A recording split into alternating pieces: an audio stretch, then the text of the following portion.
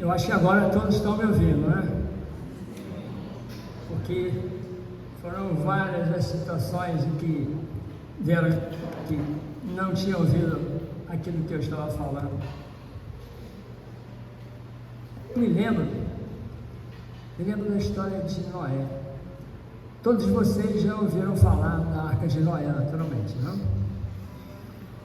Isso porque Deus, descontente com a humanidade, descontente com a sua criação, resolveu mandar um dilúvio.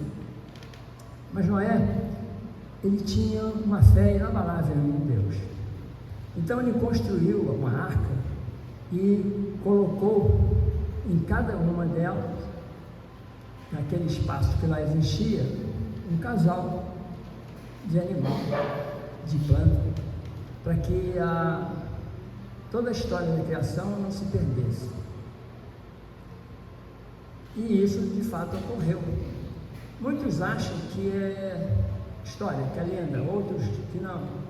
Há inclusive pesquisas buscando resquícios dessa Arca de Noé. Mas a moral dessa história toda advém do fato de Hammurabi, o Código de Hammurabi. Isso é real. É uma pedra encontrada durante os anos de 1900 e que hoje está no Museu do Louvre e que, na verdade, lá estabelece a expressão olho por olho, dente por dente, daí criada, que todos vocês devem conhecer. Essa expressão olho por olho, dente por dente, nessa pedra em que foi esculpida o Código de Hammurabi, é uma pedra negra, muito linda, que está lá no Museu do Louvre. Ela estabelece, entre outras coisas, que quem roubar, por exemplo, corta-se a mão. Aí eu faço uma analogia com esse episódio. Aqui no salão, foram várias as vezes que foi pedido silêncio, porque é um ambiente sagrado e que aqui estão muitos espíritos invisíveis aos olhos de todos nós. Muitos vêm em busca de ajuda, outros estão ajudando, muitos aqui já estiveram, partiram, mas retornaram. E por incrível que pareça, graças aos nossos irmãos, o Rogério e o Cleiton, nós temos hoje um som. E vocês são obrigados agora a me ouvir. É verdadeira olho por olho, dente por dente. Pelo fato de vocês falarem muito, agora não tem mais perdão, vão ter que me ouvir. Bem, nós temos uma história muito longa ainda por vir.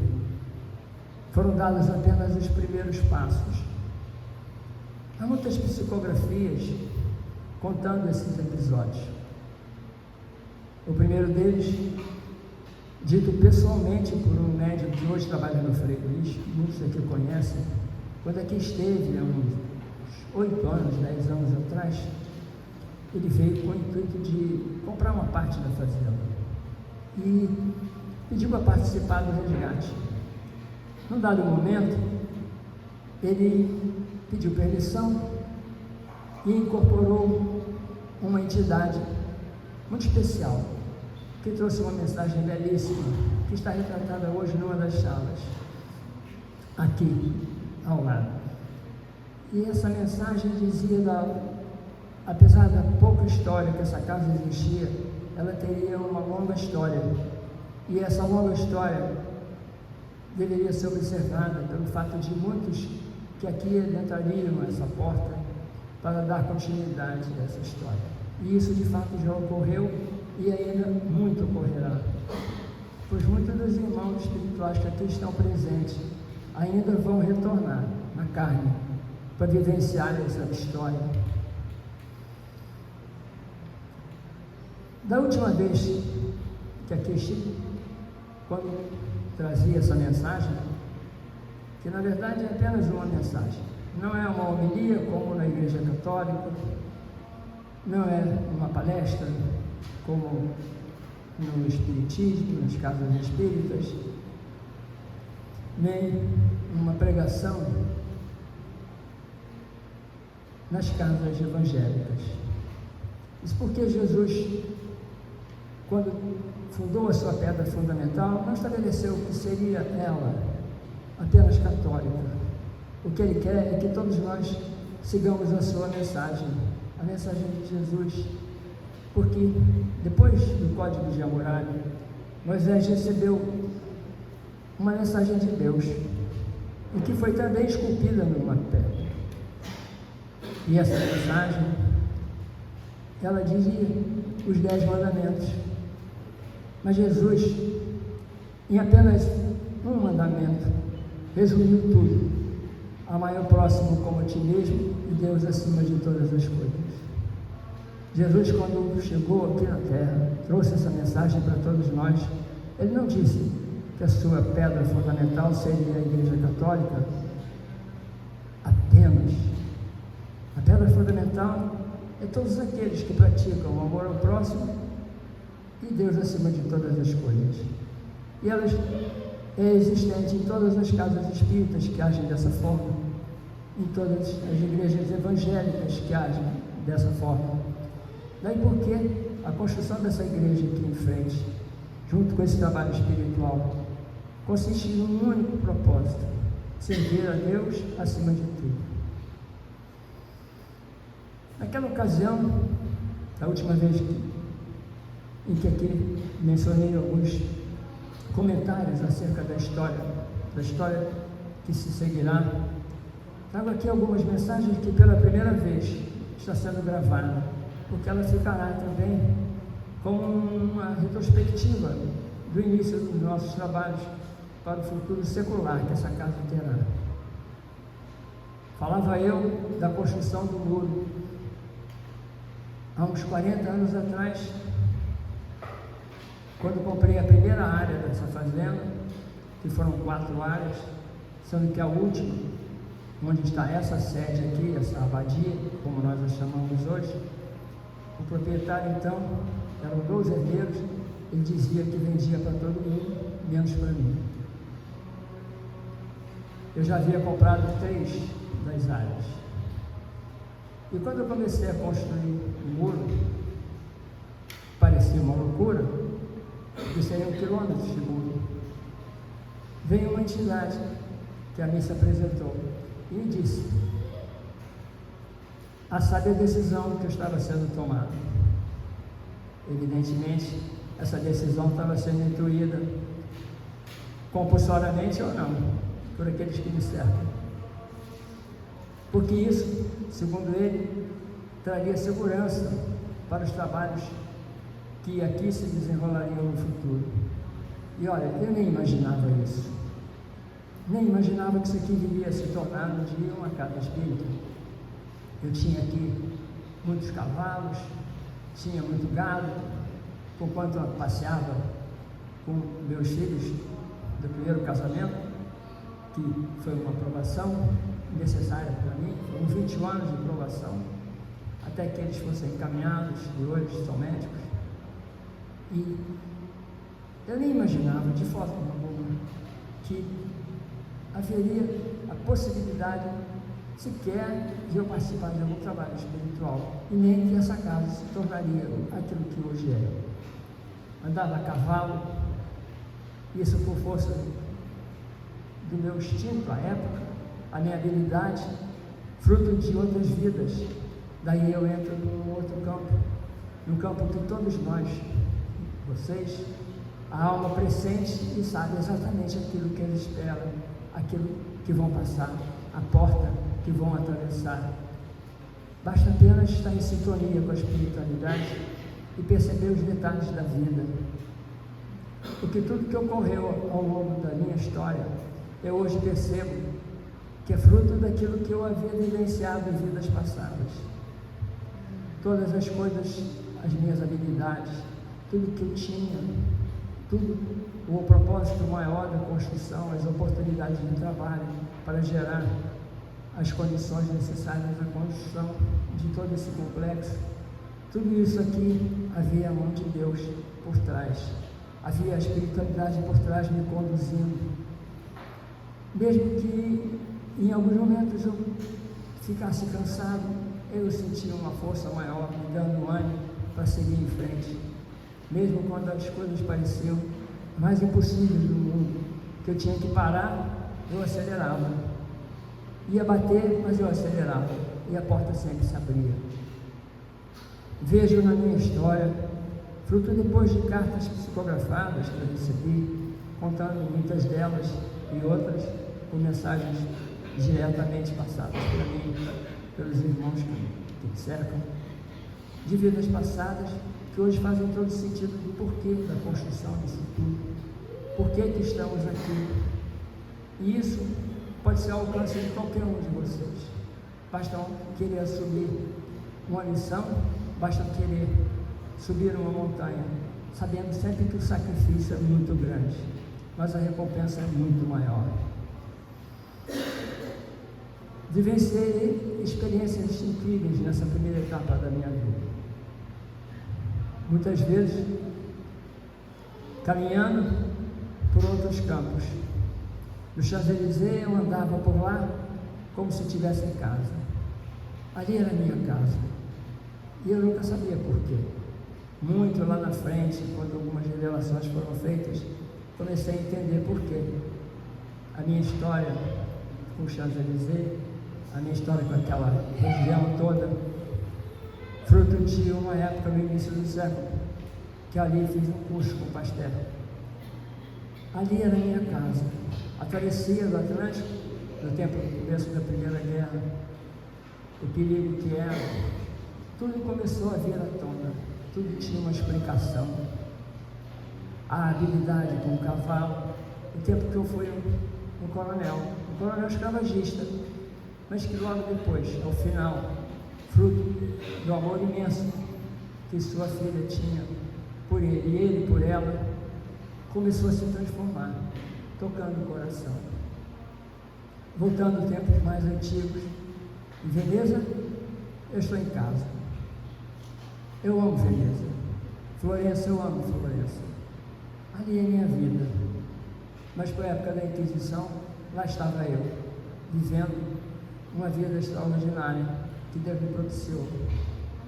A época de Cristo, a razão de tudo isso que está sendo construído aqui. A minha dor, a dor do meu coração. Fruto disso, mensagens psicografadas daquele a quem eu considero um irmão, mas que ele está do lado oposto da ponte. Governador de um mundo espiritual nas trevas. Júlio César, um dos 4 imperadores romanos, ele era um deles. De quem durante muitas vidas, milhares de anos, muito antes de Cristo, vivenciamos experiências como irmão, pai, filho, amigo, só em conquistas em que o poder acima de tudo, não importa como. Até que Jesus me tocou por um momento de fraqueza, um momento de indecisão. E a partir daí, tornamos adversários.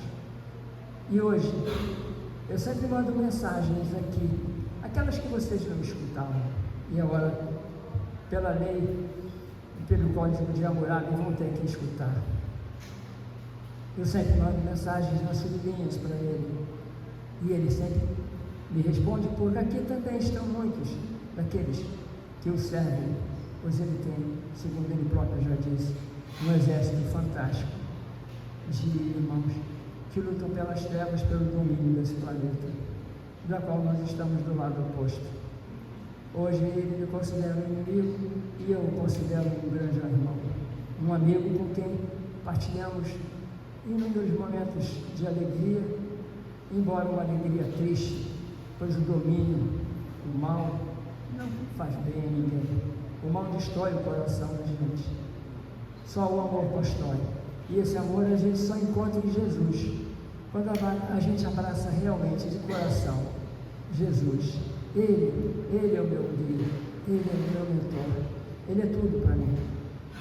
A Ele eu daria a minha vida em qualquer hora. A Ele eu não meço, sabia? em hipótese alguma, nenhum sacrifício. E só assim, quando a gente vive essa experiência, a qual eu rogo a Deus que toque o coração do Júlio, a quem muitos consideram como Tibério, a quem Jesus partiu na época dele.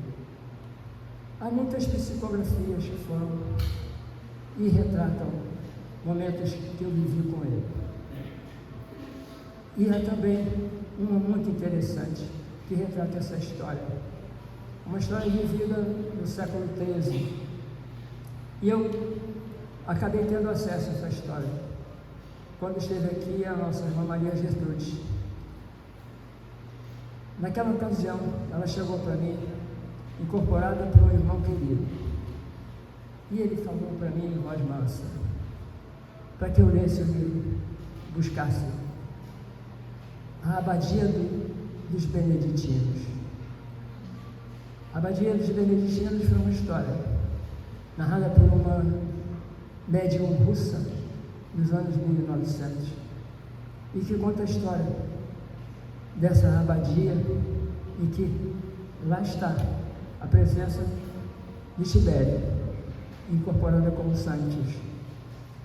Eram 500 freios e junto, muito próximo, havia um convento de freiras.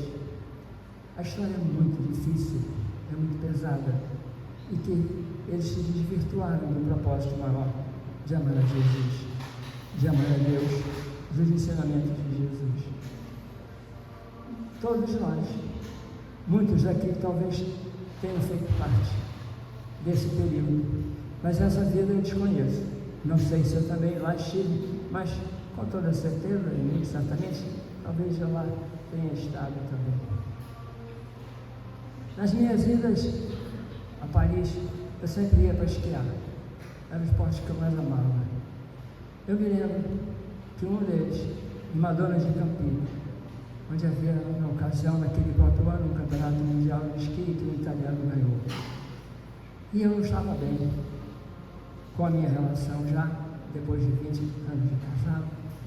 E eu me lembro que eu fiz uma promessa, que eu ainda voltaria a Madonna de Campino para esquiar. Eu não sei se eu vou ter oportunidade de fazer ainda carregando esse corpo.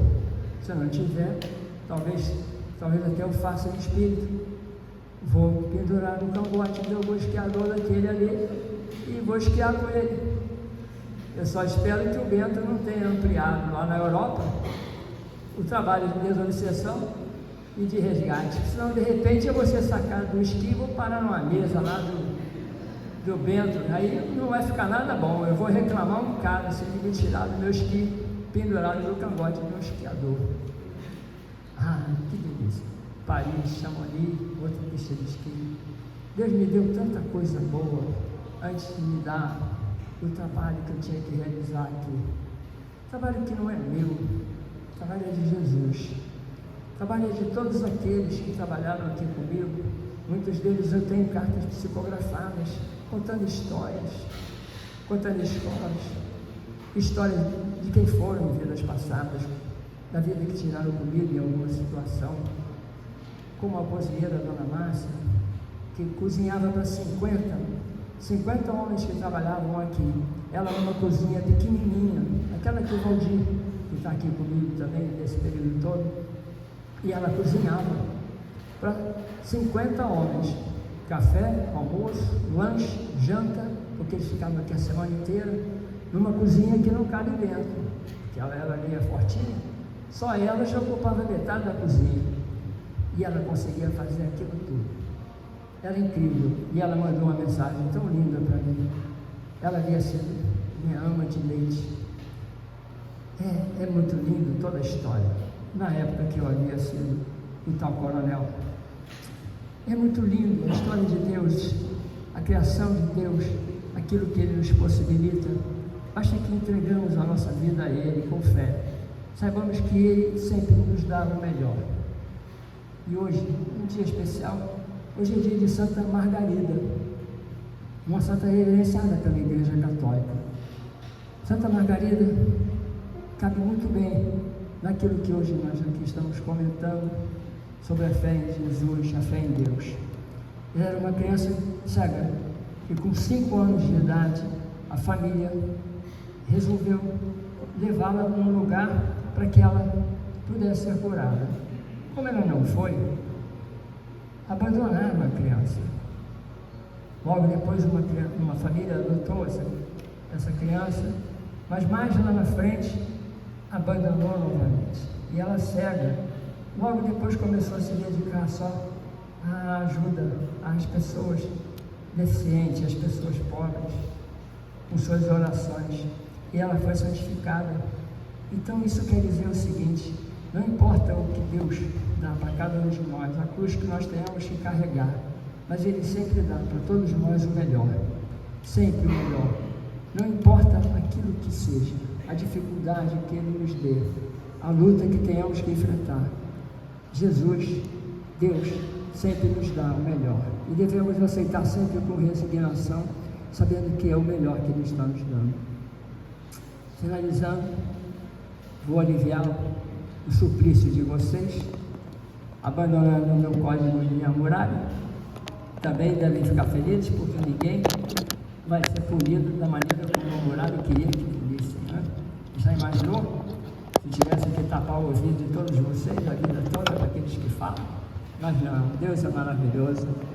A última lei dele é aquela: amai ao próximo como a ti mesmo, e Deus acima de todas as coisas. Essa aqui é a verdade.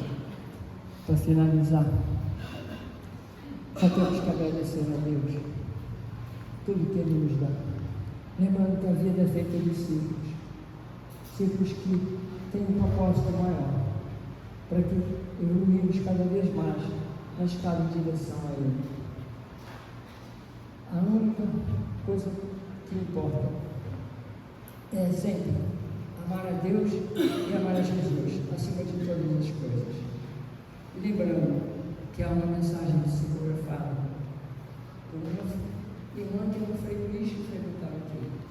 E ela mencionou o fato de que séculos, muitos séculos se passaram até que pudesse haver a oportunidade de reunir todos nós, muitos que ainda aqui virão, e muitos que já vieram, que vivenciaram vidas em comum ao longo de milênios, que tiveram histórias em comum, e que hoje muitos vêm com uma recompensa de uma vida, de uma vida complementar aquela que já vivenciaram, mas que o Chico acabou interrompendo. As dificuldades que tiveram e que serão aliviadas. Muitos irão para resgatar aquilo que deixaram para trás. E muitos para receber as graças de Deus como recompensa, como um prêmio por tudo que realizaram. Espero que essa última hipótese seja para todos vocês. Muito obrigado. E desculpe muito ter hoje. Vamos ter a nossa palestra no maio. E eu sugeri que, se houver necessidade, se gostar, nós podemos gravar a palestra dele. E assim como todas as demais palestras que se sucederão, para em seguida colocar comigo as pessoas que desejarem que essas palestras sejam divulgadas, podemos fazer. Essa mensagem que eu passei hoje aqui, em uma palestra, uma mensagem, ela não será postada no vídeo, ela será guardada, privada, porque é uma coisa do futuro, não é uma coisa para agora, é uma coisa de deixar lá. Os outros virão a respeito. Próxima vez eu vou falar sobre a decoração dessa sala, sobre a estrutura de doação que foi feita dessa patologia, de todas as casas que tem embaixo, aqui do lado, toda essa área foi doada. Existem restrições que devem ser cumpridas para o futuro, para que daqui a 20, 40, 100 anos não chegue alguém aqui e diga que tem que se tirar essas imagens todas porque isso é adoração. Na estrutura de doação é previsto que cada uma dessas imagens, se sofrer qualquer desgaste, ela deverá ser restaurada e recolocada no mesmo lugar. Isso é a condição da própria doação. Enfim, alguns outros detalhes que foram colocados na escritura de doação que deverão ser cumpridos no futuro, para que não chegue alguém aqui e resolva a seu gosto, a seu entendimento, mudar toda a sistemática. Inclusive com respeito ao nosso trabalho, que será sempre voltado para o resgate, para a desobsessão e para o tratamento do plano espiritual, pois isso é a linha de frente do trabalho. As palestras são sempre bem-vindas, porque elas trazem conhecimento para as pessoas que buscam de ajuda. Muito obrigado a todos. Desculpe pelos compulsivamente. Obrigado pelo filho. Já que o som dessa vez ficou bom e ninguém vai poder falar mais nada que não ouviu. Muito obrigado. Passo de jogo.